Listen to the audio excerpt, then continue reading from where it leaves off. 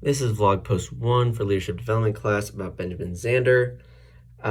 First up, the question about the eyes sparkling phrase that Benjamin Zander uses.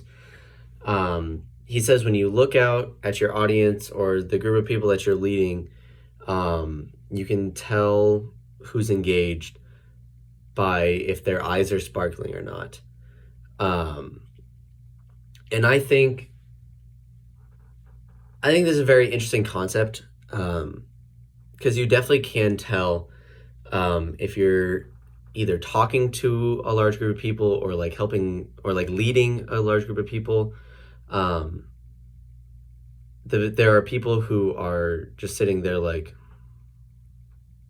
who don't want to be there, but then there are people who are like watching intently and they're interested and they're like nodding along, and those are the people who are engaged in whatever the material or project you have. They're engaged in that, and they're willing to respond and they're willing to be led. Like they're willing to take criticisms if necessary, which is how the eye sparkling leads into leadership. Which takes us to the second question, which is definition of leadership. And I came up with like a whole list of like qualities that I think leaders, like a good leader would have. And I narrowed it down to about 6 of them. So first, I said that leadership is using empathy as well as leading by example.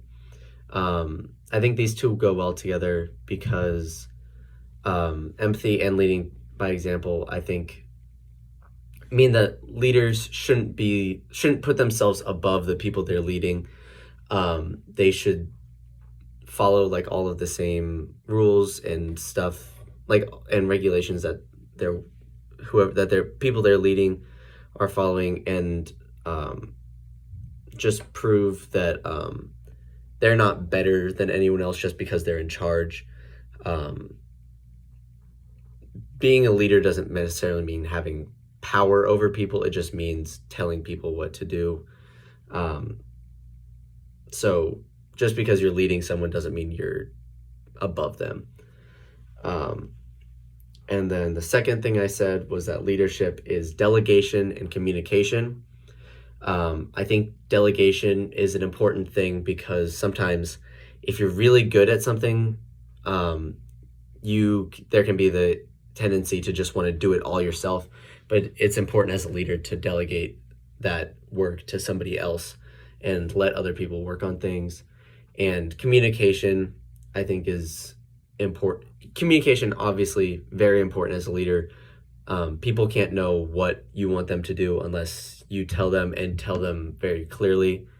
And then leadership is decision-making and adaptability.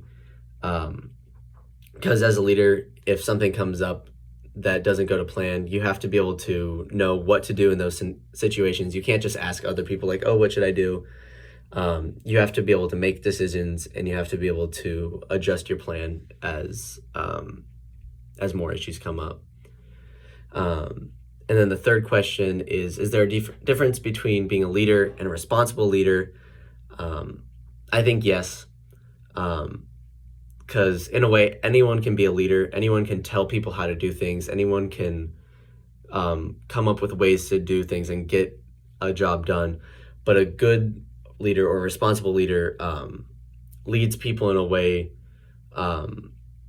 that helps not just the leader but also the people, and is safe and everything that goes along with that. Like, you can technically be a leader by just yelling at people and telling them what to do, or you can be a good leader, a responsible leader, by guiding them. And so I think that's the difference between just a leader and a responsible leader.